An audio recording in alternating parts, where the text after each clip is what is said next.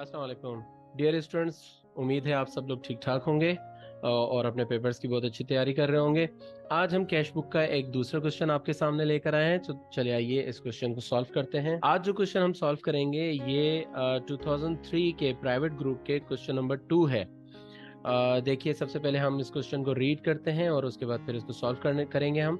On April 1 2003 mister इनाम has the balances of cash at bank ₹25,000 and ₹50,000 respectively.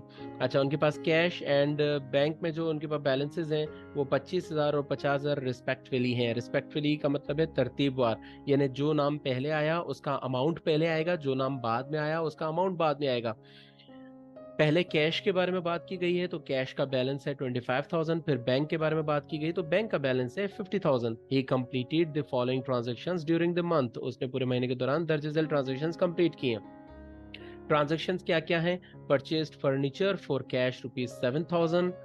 दूसरी transaction है April 3 की, cash sales ₹5,000 of which ₹2,000 was deposited into bank. April 8 की transaction है purchased merchandise worth ₹9,000 giving 4,000 cash and balance by check.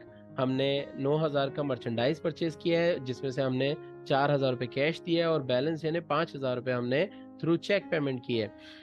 फिर 9 अप्रैल की transaction है bought office supplies cash ₹1,000। Cash में purchase किया ऑफिस सप्लाईज 1,000 रुपए। सोल्ड मर्चेंडाइज वर्थ ₹4,000 11 अप्रैल को। सामान बेचा है, मर्चेंडाइज बेची है 4,000 रुपए की 13 अप्रैल को। Paid to supplier by cheque ₹6,000 in full settlement of his account of ₹6,200। हमारे सप्लायर का हमारी तरफ अकाउंट था 6,200 रुपए, उसकी हमने पेमेंट की है और फुल सेटलमेंट की हमने 6,200 रुपए के अमाउंट की, यानी 200 रुपए हमने डिस्काउंट लिया है। 16 तारीख को डिपॉजिटेड कैश इनटू बैंक ₹9,000। आप जानते हैं कि इसकी कॉन्ट्रा एंट्री बनती है। 19 तारीख को advice received from bank that a customer had deposited ₹4,000 direct into the bank account. एक हमारे कस्टमर था, उसने हमारे बैंक अकाउंट में डायरेक्ट डिपॉजिट करवा दिया, यानी उसकी तरफ हमारा पैसा होगा, उसने वो पैसा हमारे अकाउंट में डायरेक्टली डिपॉजिट करवा दिया 4,000 रुपए। ये हमें बैंक ने एडवाइस भेजी है, यानी उसने हमें एक इंफॉर्मेशन दी। 21 अप्रैल को कह रहे हैं withdrew from bank ₹1,500 for personal use. जो कंपनी का ऑनर है मिस्टर इनाम, उसने ड्राइंग की है, पर्सनल यूज किया है उसने 1,500 रुपए बैंक में से। 22 तारीख को कह रहे हैं received cash ₹6,584 from mister Solangi in full settlement of ₹6,700।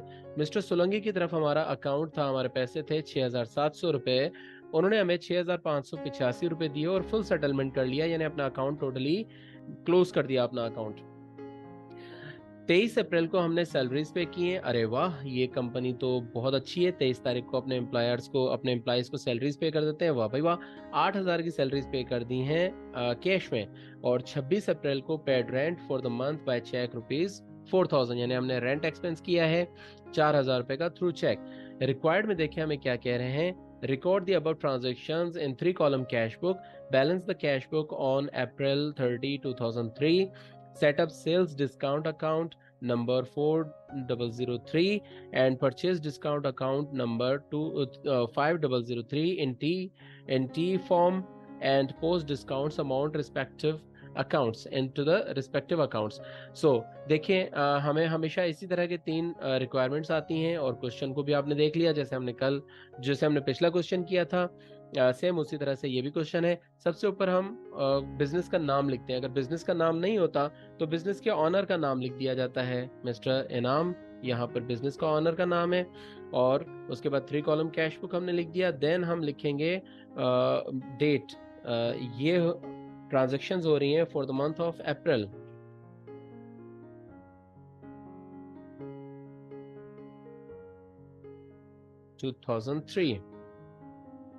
चलिए आइए अब देखते हैं अपनी ट्रांजेक्शन। सबसे पहले जो इन्फॉर्मेशन हमें दी हुई है 1 अप्रैल की,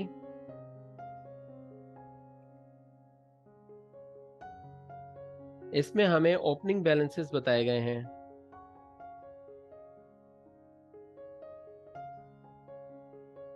जो कि कैश का ओपनिंग बैलेंस है हमारा 25,000 और बैंक का ओपनिंग बैलेंस है 50,000।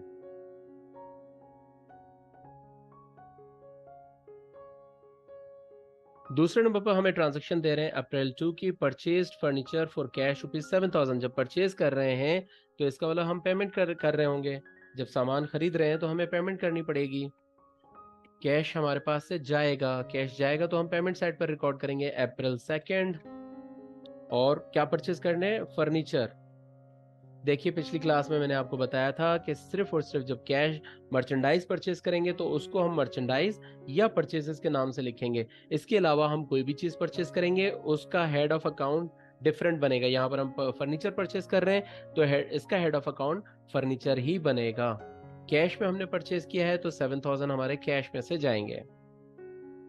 अगली ट्रांजेक्शन की तरफ चलते हैं। कैश सेल्स, सेल्स किए हमने कैश में ₹5,000, 5,000 की, of which ₹2,000 was deposited into the bank.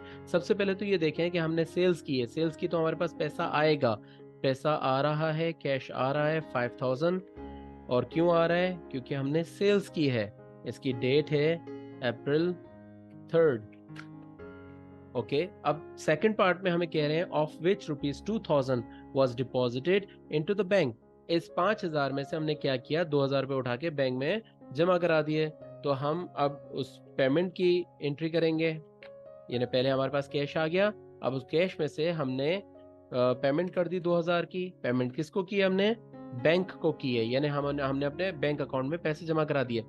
जब हमने अपने बैंक अकाउंट में पैसे जमा कराए तो ऑब्वियसली हमारे बैंक अकाउंट में रिसिप्ट भी होगी, वाइस वर्सा होगा। ठीक है, तो बैंक अकाउंट में पेमेंट आ भी गई, कैश आ गई, रिसिप्ट्स आ गई। ये कहाँ से आई हैं, ये आई हैं कैश में से, ये रिसिप्ट्स आए हैं कैश में से। इसी सेम डेट पर देखिए कॉन्ट्रा एंट्री बन गई, तो आप इसको यहाँ पर कॉन्ट्रा एंट्री के तौर पर रिकॉर्ड करेंगे। अब यहाँ पर एक सवाल उठ सकता है, कुछ स्टूडेंट्स ये सवाल कर सकते हैं कि सर हमने ऐसा क्यों किया कि पहले 5,000 की सेल्स रिकॉर्ड कर ली, उसके बाद फिर हमने कैश को 2,000 रुपए को बैंक में अलग से जमा करा दिया। जबकि हम यहाँ पर ये भी कर सकते थे कि सिंपली हम यहाँ 5,000 की जगह पर 3,000 लिख देते और यहाँ पर हम 2,000 रुपए बैंक में डाल देते। बिल्कुल आप ऐसे भी कर सकते हैं, लेकिन उसमें एम्बिग्यूटी रह जाती, कुछ क्लैरिटी नहीं आती उसके अंदर कि कितने की सेल्स हुई, फिर उसमें से कितना अमाउंट आपने बैंक में जमा करा दिया। तो हाँ, अगर ये कहा जाता कि जी टोटल सेल्स 5,000 की हुई है जिसमें से कैश हमें रिसीव हुआ 3,000 रुपये और कस्टमर ने 2,000 रुपये हमारे बैंक में जमा करा दिए, तब फिर हम उसको डायरेक्टली रिकॉर्ड कर देते बैंक में। लेकिन अभी कस्टमर ने डायरेक्ट हमारे बैंक में जमा नहीं करवाए, बल्कि कस्टमर ने वो कैश हमें दिया है और हमने खुद अपने बैंक अकाउंट में जमा करवाया है, इसलिए हमने उसको थ्रू प्रॉपर चैनल ही रिकॉर्ड किया है। अगली ट्रांजेक्शन की तरफ बढ़ते हैं। अगली ट्रांजेक्शन 8 अप्रैल को कह रहे हैं purchased merchandise worth ₹9,000 giving ₹4,000 cash and the balance by cheque. आपने 8 अप्रैल को परचेज्ड किया है मर्चेंडाइज, तो ये पेमेंट होगी, पेमेंट साइड पर इसको रिकॉर्ड करेंगे। और हमने परचेजेस कितने की हैं, 9,000 की। 9,000 में से 4,000 हमने कैश में दिया है और बाकी 5,000 हमने बैंक में से दिया। तो 4,000 कैश में से पेमेंट होगी और 5,000 रुपये बैंक में से पेमेंट होगी।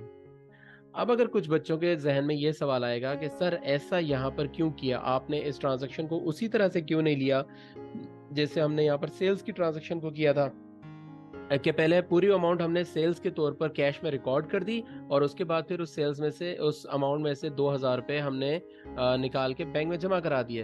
तो इस सवाल का जवाब मैं आपको नहीं दूंगा, आप खुद सोचें, आप खुद इसको समझें, गौर करें।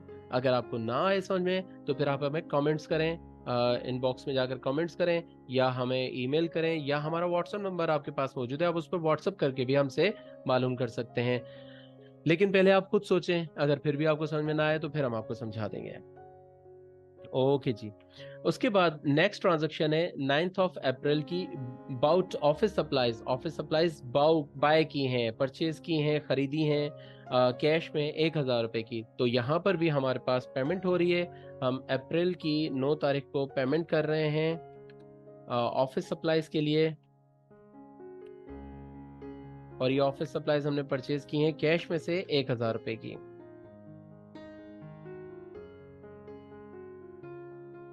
इसके नेक्स्ट एंट्री है सोल्ड मर्चेंडाइज वर्थ ₹4,000।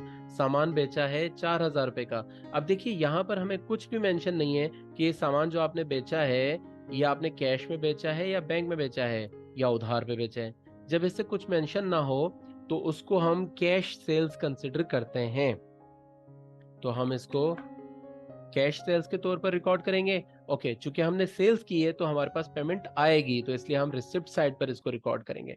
4000 रुपीज हमारे पास रिसिप्ट में आ गए बिकॉज ऑफ सेल्स।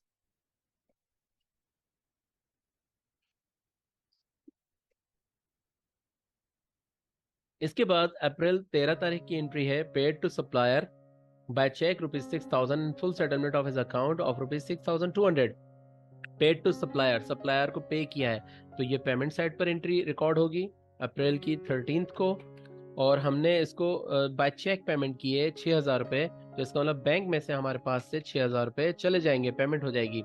ये हमने पेमेंट की है उसके अकाउंट के अगेंस्ट में, अकाउंट पेबल, और इस सप्लायर का नाम नहीं दिया हुआ, इसलिए हम भी नाम नहीं लिखेंगे। और यहाँ पर हमें डिस्काउंट की भी इंफॉर्मेशन दी गई है कि उसका फुल अकाउंट था 6,200, जिसके अगेंस्ट में हमने सिर्फ 6,000 रुपये दिए हैं, इसका मतलब 200 रुपये के हमें डिस्काउंट्स मिल गए हैं। डिपॉजिटेड कैश इनटू बैंक ₹9,000, हमने कैश में से 9,000 रुपये निकाल के बैंक में डिपॉजिट कर दिए, तो हमारे कैश में से पेमेंट हो रही है 16 अप्रैल को 9,000 रुपीज। और ये 9,000 रुपीज जो कैश में से पेमेंट हो रही है, किसको जा रही है पेमेंट? ये पेमेंट जा रही है बैंक को। और बैंक में ये पैसे रिसीव भी हो रहे हैं। बैंक में ये पैसे कहाँ से रिसीव हुए? ये रिसीव हुए हैं कैश में से, क्योंकि हमने ये पैसा जो निकाला है ये हमने बैंक में जमा करवाया है अप्रैल 16। नेक्स्ट एंट्री देखते हैं। ओके सॉरी, यहाँ पर ये रह गया मुझसे, ये कॉन्ट्रा एंट्री है। देखिए, ये इस तरह की गलती आप पेपर में ना कीजिएगा, अगर आप यहाँ पर कॉन्ट्रा नहीं लिखेंगे तो आपके नंबर कट जाएंगे। 19 अप्रैल को कह रहे हैं, advice received from bank that a customer had deposited ₹4,000 direct into the bank. हमें 19 तारीख को बैंक ने बताया है कि आपके कस्टमर ने आपके बैंक में डायरेक्टली डिपॉजिट कर दिए हैं 4,000 रुपए। इसका मतलब हमारे बैंक में पैसे रिसीव हुए हैं 4,000 रुपीज। तो हम सबसे पहले तो बैंक में रिसिप्ट साइड पर लिख देंगे 4,000 रुपीज। अब ये पैसे कहाँ से आए? एक कस्टमर से आए। कस्टमर का नाम नहीं पता, लेकिन कस्टमर क्यों जमा कराएगा? क्योंकि उसकी तरफ हमारा अकाउंट्स रिसीवेबल होगा, डेफिनेटली हमारा उसकी तरफ पैसा होगा, तभी तो वो हमें पैसे दे रहे हैं ना। ऐसे क्यों देगा कोई? बिला वजह तो कोई पैसे नहीं देता, ठीक है। तो इसलिए हमारा अकाउंट रिसीवेबल था उसकी तरफ, पुराना कोई अकाउंट रिसीवेबल होगा जिसकी वजह से उसने डायरेक्टली हमारे अकाउंट में जमा करा दिया। Withdrew from bank 1,500 for personal use, personal use के लिए कारोबार के मालिक ने ड्राइंग की है बैंक में से, तो बैंक में से पेमेंट हो रही है। तो सबसे पहले तो आप पेमेंट साइड पर बैंक में लिख देंगे 1,500। और ये पेमेंट क्यों हो रही है? ड्राइंग्स के लिए हो रही है। अप्रैल की what was the date? Sorry, 21 April, ठीक है। इसकी कॉन्ट्रा एंट्री नहीं बनेगी, मैंने पिछली क्लास में समझाया था कि इसकी कॉन्ट्रा एंट्री नहीं बनेगी, क्योंकि पैसा कारोबार से बाहर जा रहा है। ऐसा नहीं है कि बैंक से निकल के अपने ही अकाउंट में आ रहा है, बिजनेस के अकाउंट में आ रहा है। नहीं नहीं, मिस्टर इनाम के पास जा रहा है, जो कि कारोबार का ऑनर है। वो ऑफिस के लिए यूज नहीं करेगा इस पैसे को, वो इस पैसे को अपने पर्सनल इस्तेमाल के लिए लेकर जा रहा है। देखें यहाँ लिखा है फॉर पर्सनल यूज, ठीक है। उसके बाद 22 अप्रैल को कह रहे हैं, received cash ₹6,585 from mister Solanki in full settlement of ₹6,700। 6,700 की अकाउंट रिसीवल था हमारा मिस्टर सोलंकी की तरफ, और उसने हमें 6,585 रुपए कैश में दिया है। तो आप कैश में सबसे पहले तो रिसिप्ट साइड पर लिख देंगे 6,585, ठीक है। और इसने ऑब्वियसली डिस्काउंट भी लिया है, क्योंकि इसका टोटल अमाउंट था 6,700, जिसके अगेंस्ट में उसने 6,585 रुपए दिए हैं। तो 115 रुपए उसका डिस्काउंट अवेल किया, उसने सेल्स डिस्काउंट लिया है हमसे। अप्रैल की 21 तारीख, सॉरी अप्रैल की 22 तारीख को। और ये क्यों है? ये अकाउंट रिसीवेबल मिस्टर सोलंकी। देखिए यहाँ पर हमें कस्टमर का नाम दिया हुआ था, तो हमने कस्टमर का नाम भी लिख दिया, और जहां हमें कस्टमर का नाम नहीं दिया गया होगा वहां पर हम नहीं लिखेंगे कस्टमर का नाम। 23 तारीख को हमने सैलरीज पे कर दी हैं, paid salaries ₹8,000 from cash on 23rd of April. तो सबसे पहले तो ये पता चल रहा है कि ये हमारे पास से पेमेंट हो रही है, 23rd ऑफ अप्रैल को पेमेंट हो रही है हमारे पास से। सैलरीज के अगेंस्ट में हमने कैश में से पेमेंट की है। कितनी सैलरीज दी हैं? 8,000 रुपये।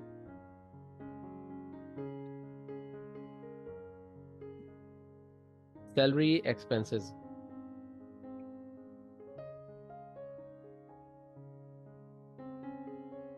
ठीक है। उसके बाद देखिए paid rent for the month by cheque ₹4,000। हमने पूरे महीने का रेंट पे किया है, तो इसका मतलब ये भी पेमेंट साइड की एंट्री है हमारे पास 26 ऑफ अप्रैल। और बाय चेक पेमेंट की है तो बैंक में से पेमेंट जाएगी 4,000 रुपये। क्यों पेमेंट हमने की है? रेंट एक्सपेंस के अगेंस्ट में पे किया है हमने।